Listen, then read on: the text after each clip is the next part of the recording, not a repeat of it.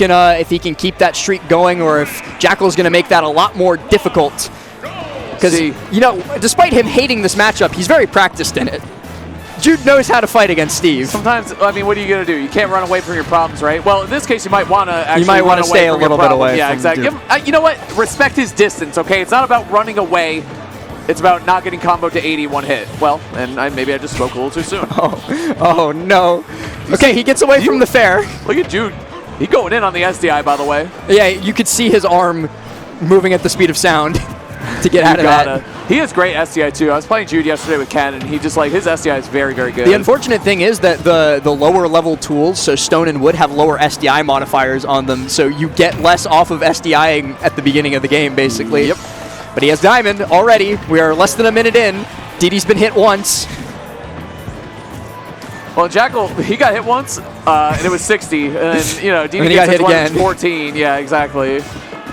DDee big chilling right here, though. Another Diamond as well. So even if this one doesn't work out, F-throw here is going to put him in a terrible spot. I was going to say, too, you want to talk about playing a matchup correctly? DDee is playing this one by the books 100%. Playing nice, patiently, waiting back, mining up the materials. Already has Diamond, and then a raw aerial is going to hit. Jude rolling his eyes a little bit. Don't want to see him get too flustered right off the rip, but it's hard when you fight against something like this last. DDee, too, with like how fundamentally solid he is, not only is he just an amazing Steve player, he's just an amazing player. Yeah. He's so good at playing in the exact way that he knows will frustrate his opponents. He does like to tilt people. He's like so that. good at tilting people. Like, for example, I remember at MomoCon a couple of years ago when he fought against Riddles, he was like, okay, I know Riddles is going to get tilted if I like aerial block camp him, so that's all I'm going to do until he starts making a lot of mistakes, and then I can just win easily. Wow. Jackal throwing out that up smash. Not going to get a KO. A true punish here, though. Wow, going for the grab. That was a great grab, actually. Identifying that he was cutting the combo short there, so it's kind of a mix-up right there. Is he going to shield or is he going to roll? What's the defensive option? He gets him off the shield, yeah. That, again, another thing that we're probably going to spend this whole set listing things that DDee's good at. DDee's so good at, like, adding that extra layer onto his combo game where, like, if you do the correct thing to get out of the combo that you think is happening, he knows that too, so he's probably going to throw in that extra, like I said, extra layer, that extra spice to get you anyway. It's shades of Smash 4 Bayo. You know what I mean? Everyone learned how to SDI, and then they're like, okay, here's how I cover your moves that you're SDIing, and here's how I cover all these defensive options. We're going to see that from Steve as time goes on as well. Go with the gold here, too. I actually like it. DDee just confidently holding onto that shield on the platform. Gold, though. A lot of extra frame data, and that's going to mean Jackal's going to lose out on that. And just oh my God! No, okay, yeah, he's not dead, no way. But he might as well be because that feels awful. Bro, it's kind of rude for that to kill screen because there's just absolutely no way. Like, 60, right? I think they're like, you know what? It's Steve. Maybe we'll kill. Like the game wasn't even sure. You know what I'm saying? Down smash. Oh God, that's going to be punished. The extended frames there, just more time to react and get a KO. Great. It's very, very, I think it's understating it to say that was a very solid two-stock, but that's what we'll call it right here last. Very solid two-stock right there for DDee. Again, just a firm control on the tempo of the game as he played. His punish game was amazing, as always, and DDee's looking poised to take the set right now, especially after, that was a great game one, man. Yeah, I wish we had a way in Ultimate to view, like, openings per kill. Totally. Like that sort of stat, because I feel like DDee's would be ridiculously low, like maybe like 2 openings per kill, because that's what it felt like during that first game. Game number 2, we're going to be running it to Town and City. A little bit of a wider stage. Jackal maybe trying to get a little bit more room to work with, and also, of course, forcing the wood level mining with the axe. Going to be a little bit better for him. You know, PS2, one of Steve's best stages by far. Ooh. But already up on the iron tools. That's not a good sign. It happened so fast, too. I mean, he set up the 3-stack, put the TNT in front of it, so Jackal had to deal with all that. Meanwhile, he's farming up the materials for the W. Trying to build himself a W here. And these alternate combo routes, too. Like, DDee normally would have continued walking him towards that left side, but because his own wall is in the way, it didn't even face him for a moment. He's like, okay, I'm just going to change up the route and take you to the right instead. Set up the anvil right there, the setups. Jude just backing off, and then getting aggressive, actually, like that neutral air. Getting aggressive over the blocks after playing patiently basically this entire first stock. Sitting back, going to the gun. And that's I like seeing this too from Jude because you can tell he's getting a little tilted earlier in game 1. I like seeing him play with a level head right now, playing nice and patiently. Good awareness. Regaining that composure.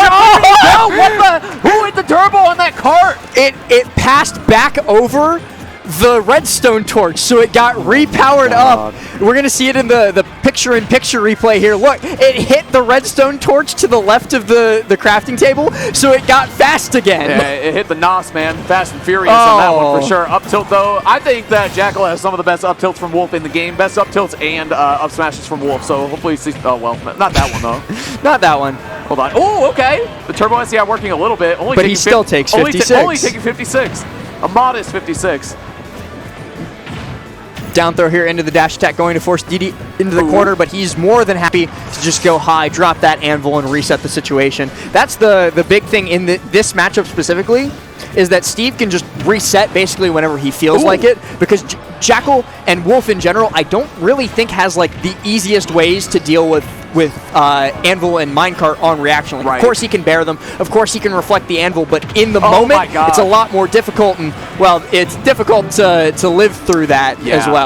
Steve's one of those characters too where it's like this character's clearly top tier, and then as more tech gets discovered, like as people start implementing footstool into an aerial out of shield, my god, the back air clearing it out, it's like he got blessed with that as well. You know what I mean? It's like he has all of these things in front of him, and as new tech got discovered, he gets buffed every 24 hours, right? The HBox tweet, that's, I think that, I don't remember what event it was, but when we saw Akola just start footstool anviling people, we were like, oh, it gets worse. Yeah, somehow, man, some way Steve will find it. Here we go.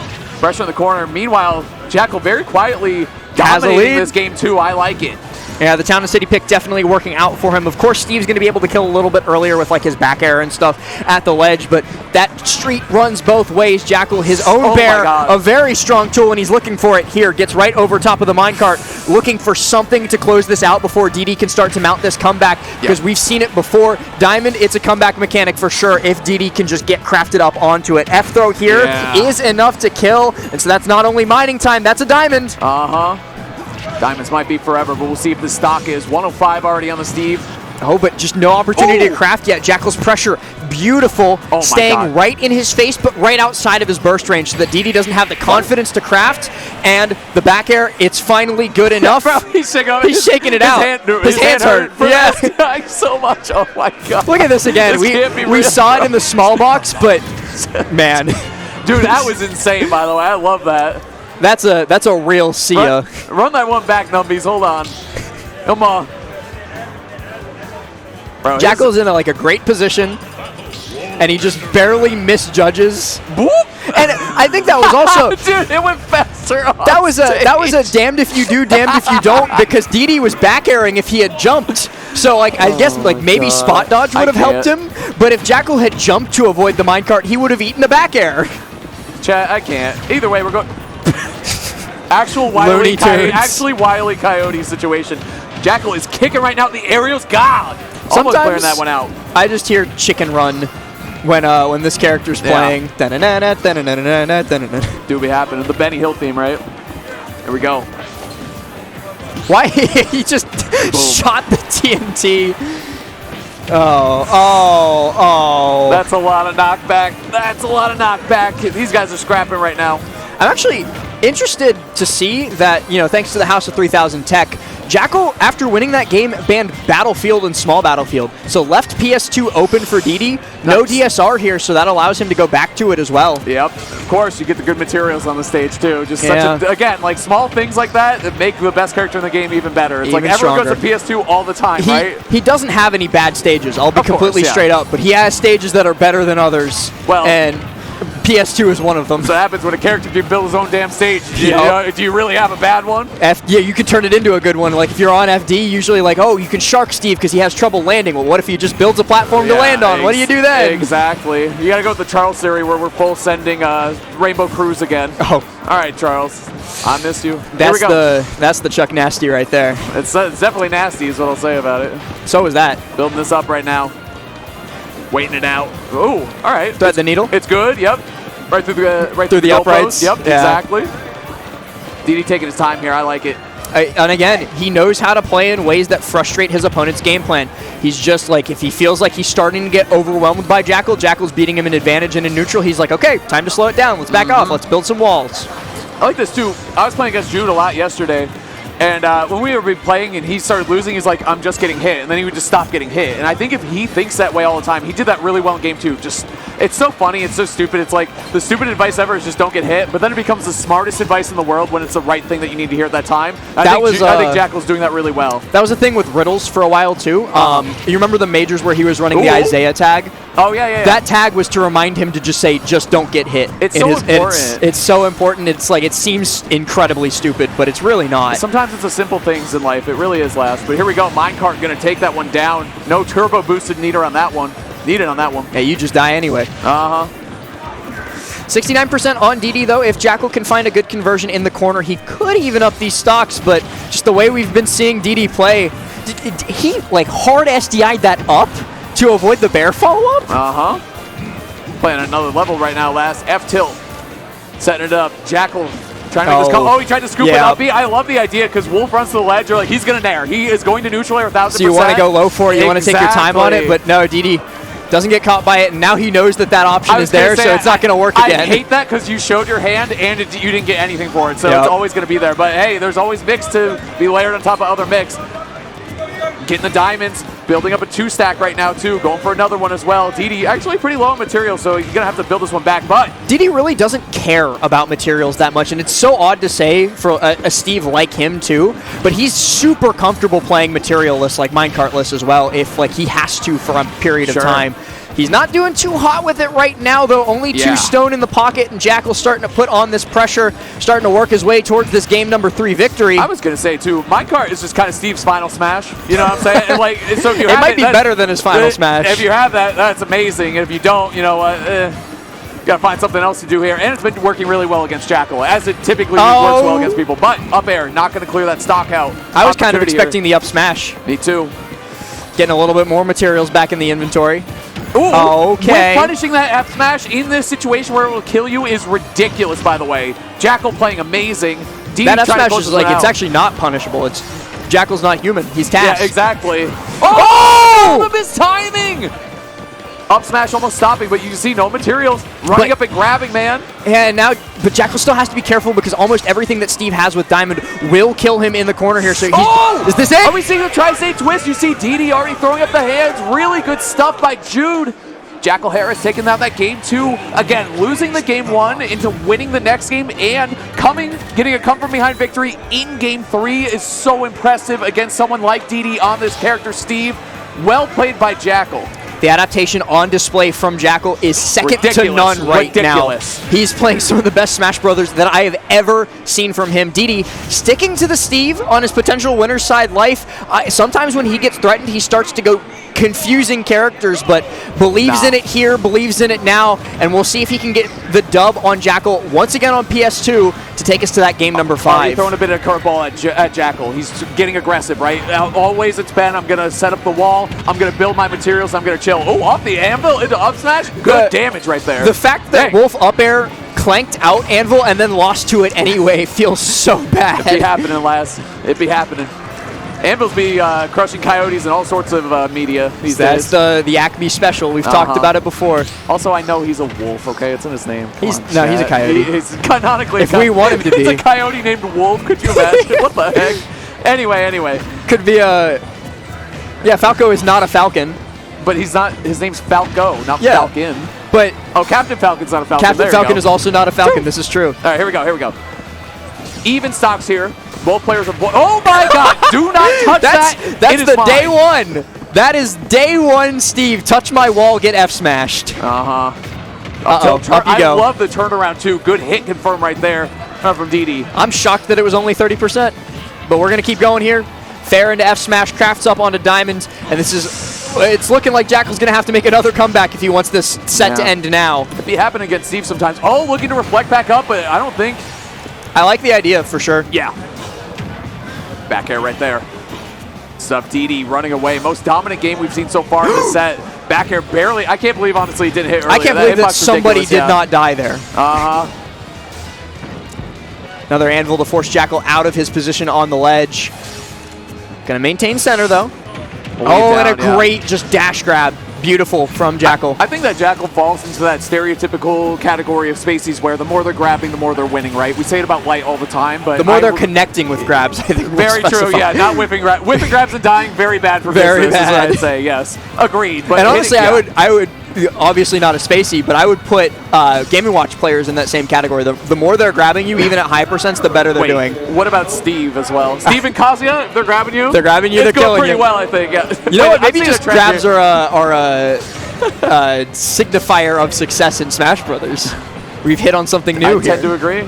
Again, sometimes it's a simple thing. Jackal really just stood there and let the minecart give him a haircut. That, like, grazed the top of his head. Woo. But that one did a little bit more than grace him. That put a hole in his chest. A lot of work to be made up here, but it is possible, like we said. Saw it in Game 3. Up throw Bear here on the landing? No. Okay.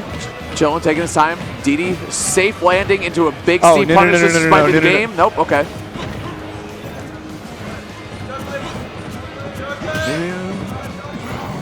For an up smash there. Couldn't find it, though. This is just like a very long sequence of Jackal trying to escape disadvantage. Oh, trying to up B through that. I don't know if it was too late or just the wrong spacing, but either way, DDee trying to close this one out. Going for a jump back air, can't find it. Charge F smash. Good damage, not enough to take this Game 4 down yet, though, last. I think we're going to Game 5. Yep. Yeah, I think we're going to Game 5. Yeah, we'll lock it in. We'll lock in on that Game 5. Jackal had made that comeback before, especially in game number 3, but that much of a deficit. Won't say it's undoable. It's non-zero for sure, but it ain't above 1. It's really tough, and I mean we've seen it, and that doesn't just apply to Steve. We saw it in the Super Semi set before, where it's like when you have the lead, opponent's forced to approach. It's just a bad position to be in. See how Jackal plays here and how DDee plays this Game 5, because DDee came out swinging and then just backed off immediately. Again, controlling the tempo, controlling the punish game is super, super important here. Both players. Game 5, let's get into it, Last. Let's go. Two amazing players here, both composing themselves in different ways.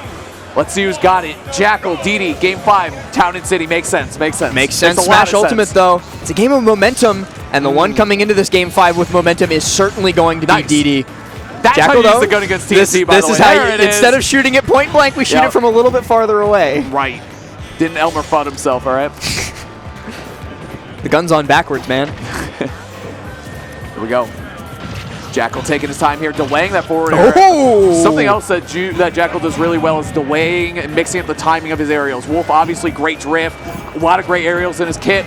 Important thing is mix up the timing. You don't want to get parried by Steve, especially not DDee Steve. That's going to take you for a ride. Not playing Marvel today, as that side B is perfect. It's just going to send him straight into the blast zone and a massive stock lead to open up this final game for Jackal. All right, we just feel like gambling Game 5. We just feel like it, okay? Sometimes you roll the dice and it comes up ones. Sometimes it comes up Jackal. Yep, Jackal, man, rolling, getting very well rewarded for that risk right there. Love to see it in a Game 5. He was feeling confident. He might have been saving that one, too. It might seem like a big risk to us, but it might be a very calculated one. That's certainly something that he's probably had in his pocket since game number 1. He's been holding on to it for a situation just like this, and now the extra credit is insane. He's building up so much of it. DDee connects with an up tilt Bear, and it's still not enough for the stock, so Jackal's going to continue to build this up. Yep, exactly. Running up and grabbing yet again. I'm telling you, the momentum is going crazy right now for Jackal in this Game 5. DDee's so worried about attempting to parry stuff, like especially like landing aerials or even run up F tilt, that he's ignoring the extra layer that is just run up and grab. Yeah, I love it. It's tough too. You got to respect. You got to hug shield against Wolf sometimes. He'd be mashing on you in the air. It's really good. Back air though, good damage for DDee. He definitely wanted that stock though. You can see he's got a little bit built up in the old bank account. He's got a diamond. Gold. Yeah, I like it. But I think he's afraid to craft up onto the diamond right now because he's so close to death on this this second stock. Doesn't want to end up burning a diamond for no reward. Plus, using what he has now, he can still get really good damage. Like this. Yeah, exactly. Still take 33. Oh, and a risky proposition by Jackal going high with that side B. But he's only going to take a little bit of damage and then fire back in kind. DDee now up onto the diamonds though, so it's not out of the realm of possibility. He's deep off stage. DDee's got the ledge trap. I like it a lot, man. Jackal hanging on tight there. That would have been an easy way for DDee to steal momentum right back, right, Last? Get a fair off stage and kill him. Yep, minecart into fair off stage. Even game coming down to diamond last stock, but don't count out DDee yet. Definitely do not. Minecart not quite enough to KO. Oh! But he catches the get up and immediately executes him, and now only 6.6%. After all that work, the lead is gone. DDee's killing it right now. In fact, I mean, Wolf McDonald. Old McDonald. O'Donnell. Here we go. Forward air. Forward air. What do we got? Tries to take him high, but very good patience by Jackal. Doesn't want to overcommit in that situation. Now he's getting dog walk towards that left side, but gets out of it. Couple up tilts and no back air. Huge damage right now for DDee. Ledge trap. Big situation in this game 5. Ooh, full hop air dodge. Jackal's out of there. He's jabbing Jackal. Taking some damage. Taking the positioning. Up tilt. I'm telling you, some of the best in the business we've ever seen for Wolf. 101, but in terms of kill power, this is still incredibly dangerous. Looks for the tech chase, down smash. It would have been enough to close it out. No. Instead, a minecart connects, and DDee's in the driver's seat once more. Got to get off the ledge. Got to get out of the corner, too. Doing just that. Jackal taking his time with it. Playing so well. DDee on the hunt right now, though. He's okay. He's thinking They're both going to bear. They don't want a back air. Okay. Smash ultimate, ladies and gentlemen. Back air. Good pace. Oh! Do it off the top. Jackal with a headshot. Back air to close that one out. Like we said, they were both swinging back airs so many times. Jackal able to find the final one right there. Really good set. DDee gave it up too. And great beautiful patience patience. right there. I like that a lot. In those last seconds from Jackal, knowing that when DDee got antsy, he was going to swing, and it was probably going to be minecart. So just waited, bided his time, and then when he saw that minecart on reaction, lets that back air rip and closes the set out. Now he's got to go stretch his hands. All that SDI, got to avoid that tendinitis. Got to do something, man. With the hand warmers or whatever, keep it going. But what a way. Winning sets like that, it's just obviously like, it's so important for so many different reasons. Watch this ending, though, Has. Let's see it, man. Let's see it.